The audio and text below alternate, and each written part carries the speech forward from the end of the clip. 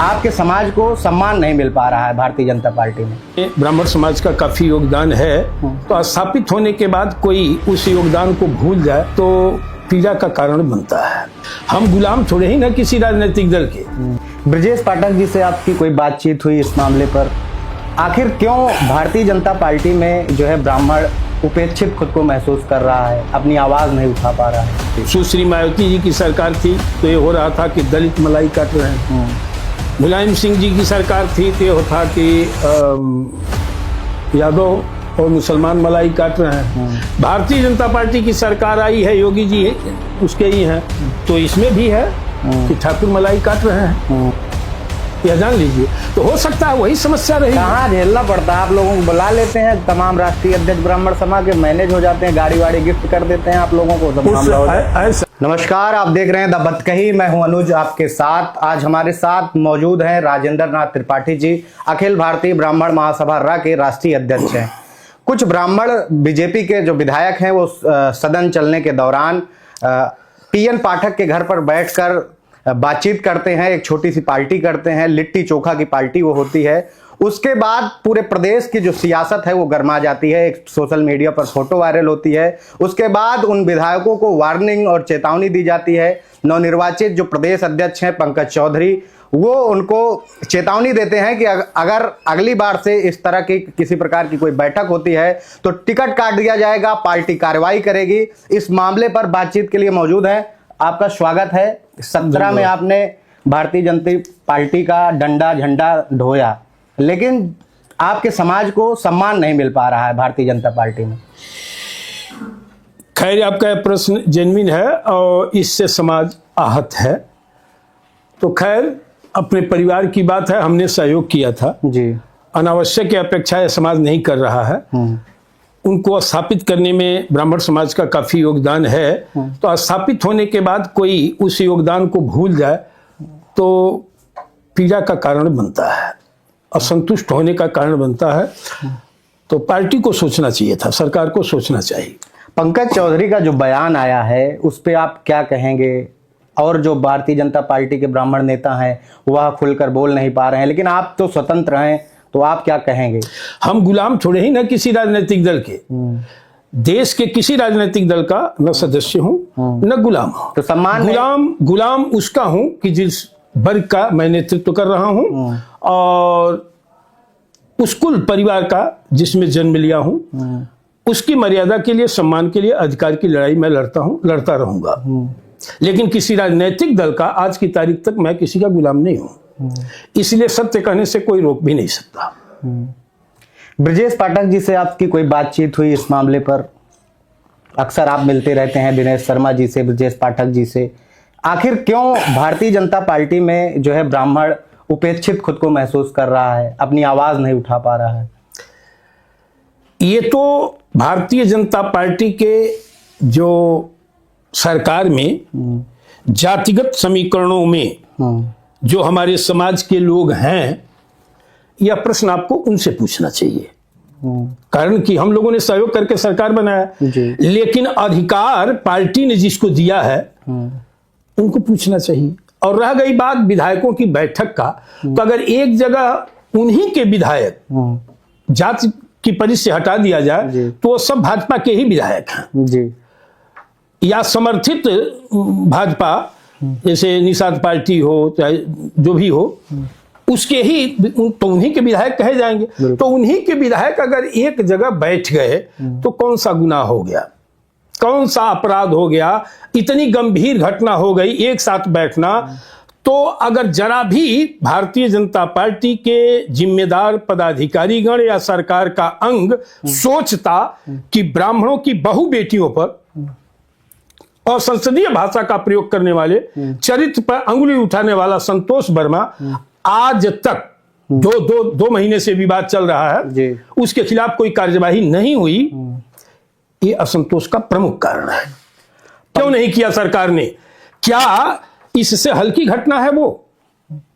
पंकज चौधरी कह रहे हैं कि राजनीति में जो है वो जातिगत कोई जो है जनप्रतिनिधि के लिए जातिगत बातें करना उचित नहीं है, जातिगत बैठक करना उचित नहीं है। प्रदेश अध्यक्ष जी को जानना चाहिए कि उसी परिभाषा के तहत मैं जानना चाहता हूं कि वो जातिगत समीकरण की ही देन है कि वो प्रदेश अध्यक्ष हुए हैं। नहीं, उनसे बेहतर पर्सनालिटी, बेहतर खूबसूरत, बेहतर बुद्धिमान तमाम भारतीय जनता पार्टी में लोग हैं, लेकिन जातीय समीकरणों की ही देन है कि वो प्रदेश अध्यक्ष हैं। एक वरिष्ठ पत्रकार हैं, उन्होंने कहा कि जो स्थिति है ब्राह्मणों की, ये खुद अपने इस स्थिति के जिम्मेदार हैं। बाभन कुत्ता हाथी कभो न जात का साथी, एक कहावत है, वही चरितार्थ हो रही है। वो सही कहे हैं। देखिए, एक जब आदमी पर अत्याचार, जिसे कोई व्यक्ति अत्याचार अन्याय का शिकार होता है, तो जिसको कुछ नहीं कहने लायक है वो भी सगुफा छोड़ता है और ज्ञान का मार्ग बताता है। यह सब कारण है कि ब्राह्मण समाज संगठित, पूर्ण रूपेण संगठित होकर के एक निर्णय पर काम नहीं करता है। यह उसकी कमजोरी है, उसी कमजोरी पर किंवदंतियां मर रही हैं।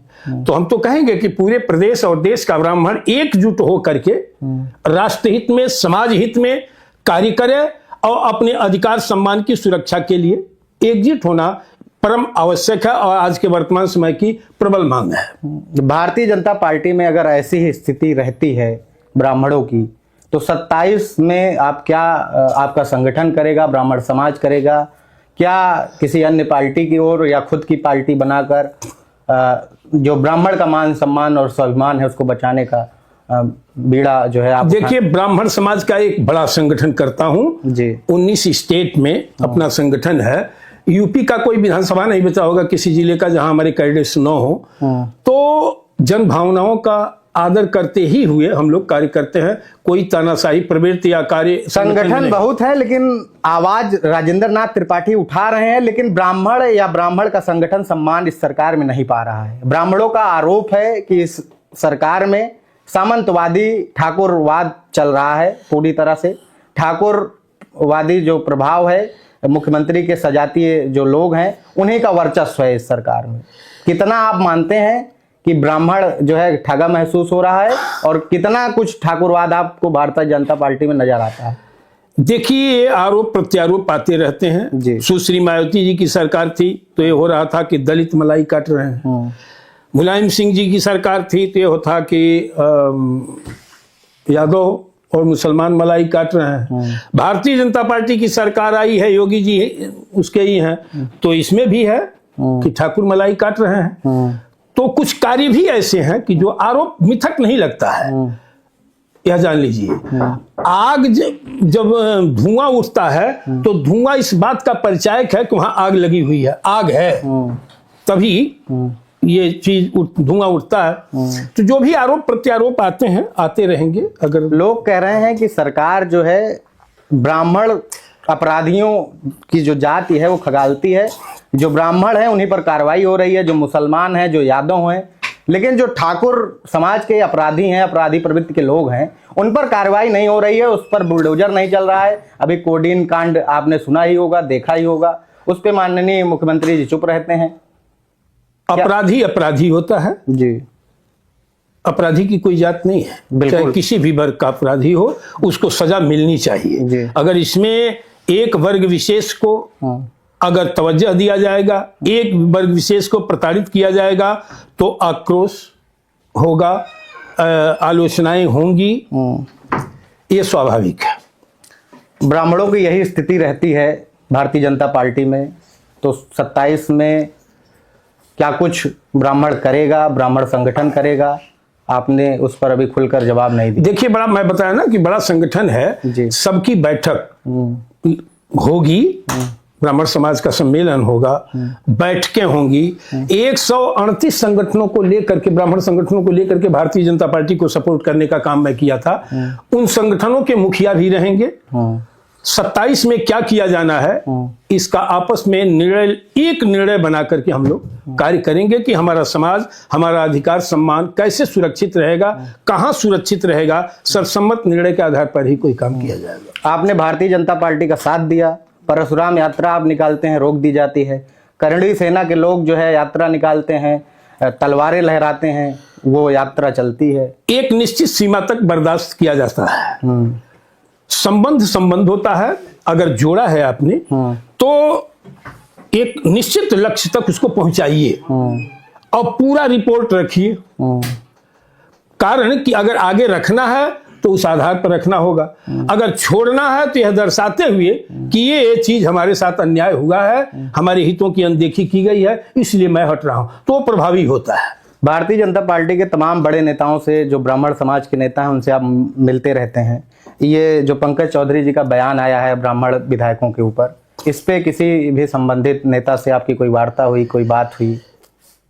हमारी किसी से न बात हुई, न मुझे उसकी कोई जानकारी थी, न मेरा उसमें बहुत इंटरेस्ट है, इसलिए कि ये भाजपा के विधायक हैं, ये उनका विषय है।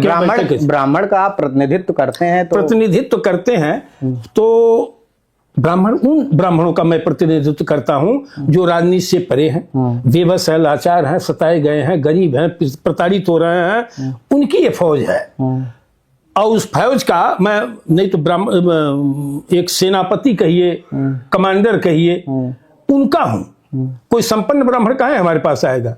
विधायक मंत्री हमारे पास क्यों आएगा? हमारे पास गरीब आएगा, जो प्रताड़ित है वो आएगा, जो न्याय से वंचित हो रहा है ब्राह्मण वो आएगा। और ब्राह्मणों के साथ साथ अन्य वर्गों के प्रताड़ित लोगों की भी मदद करता हूं, इसलिए कि मैं ब्राह्मण हूं। मेरा धर्म क्या है, जो भी आएगा हम उसकी पीड़ा हरण में 2 कदम अगर अपने को पा जाएंगे तो यह सौभाग्य की बात है। कोई पीड़ित आया, मैं उसको न्याय दिलाने का कार्य किया, ये मेरा धर्म है और हर ब्राह्मण को ये करना भी चाहिए। इसके पहले भी विधायक बैठे हैं, अकेले बैठ के खाए भी हैं, बाटी चोखा खाए, लिट्टी खाए, जलेबी खाए, कुर्मी समाज के विधायक बैठे। आखिर ब्राह्मण बैठ गए तो इतनी दर्द भारतीय जनता पार्टी के शीर्ष नेतृत्व में क्यों है? और क्या ये जो पंकज चौधरी बोल रहे हैं इसको जो है उत्तर प्रदेश के मुख्यमंत्री के इशारे पर बोल रहे हैं? अब ये पार्टी का उनका विषय होगा अपना, क्यों हंटर चलाए, क्यों बोले, ये वो विधायक ही बताएंगे, ये उन्हीं का विषय, हमारा नहीं है। लेकिन ये जरूर है कि अगर एक जाति विशेष, चाहे ब्राह्मण हो या किसी जात का, अगर सरकार के वो अंग हैं, सरकार के विधायक हैं और एक जगह बैठ रहे हैं, तो कोई, मेरा मानना है, कोई गुनाह नहीं है। अगर गुनाह लगता है पार्टी को तो उनको बुला करके समझाना चाहिए, कारण जानना चाहिए, उसका निवारण कर देते। लेकिन ये इतना बड़ा बवंडल मच गया है पूरे प्रदेश में कि